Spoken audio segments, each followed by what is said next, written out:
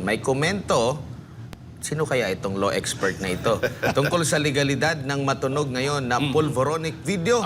Bagong kataga to na iniuugnay kay Pangulong Bongbong Marcos. Sino kaya may hawak ng video? Ibabalita yan ni Partner MJ. Partner MJ, napanood mo na ba yung video? Nako, itanong natin partner sa law expert na alam kong kilala nyo rin at ipinaliwanag niya yung issue ng legalidad at kung sakaling totoo ba ng video, ipinaliwanag niya rin yung issue ng impeachment na maaaring kaharapin ng isang Pangulo.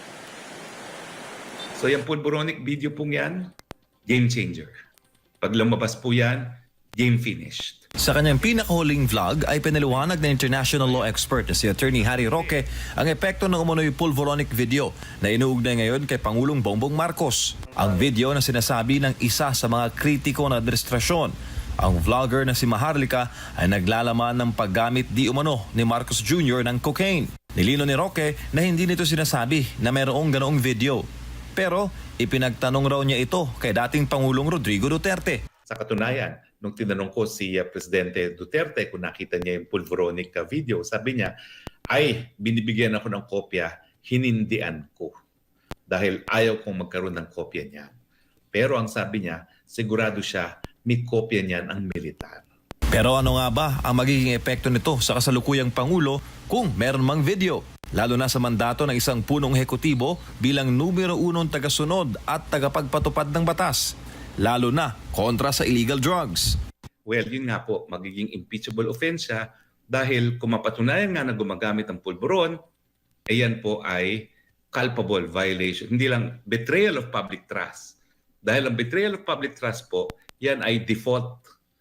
Walang specific na definition yan sa ating constitutional law. Kung hindi, kahit anong bagay na magre-resulta sa kawalan ng tiwala ng taong bayan.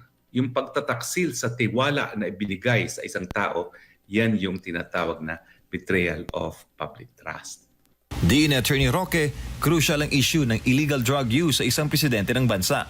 Lalo na sa pagpapasya ng mga bagay-bagay na may kaugnayan sa foreign policy. Abay, gumagawa ka ng mga desisyon. Kung aawayin mong China, kung ikaw ay iiyak sa Amerikano para magkaroon ng giyera sa ating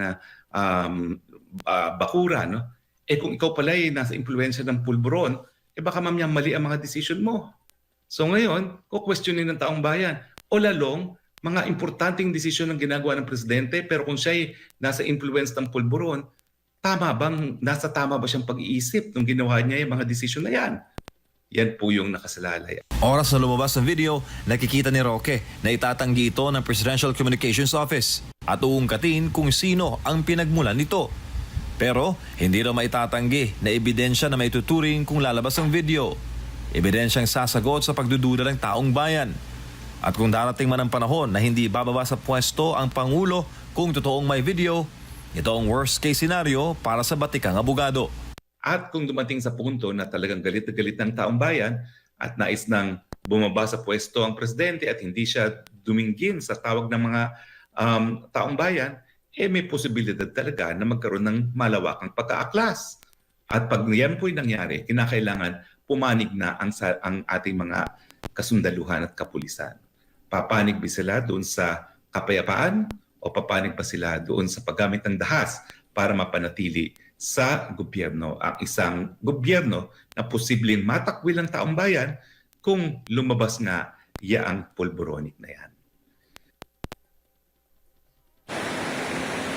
Partners, kung matatandaan natin, yung si Maharlika, yung vlogger na nagbabanggit nga ng pulboronic video, ay isa sa mga insider.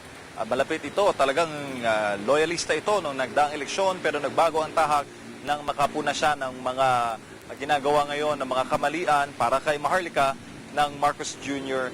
administration. At alam natin na may mga paliwanag dyan na dagdag si partner, Attorney Harry Roque. Para sa Diyos at Pilipinas kung mahal, balik sa inyo mga kapartner.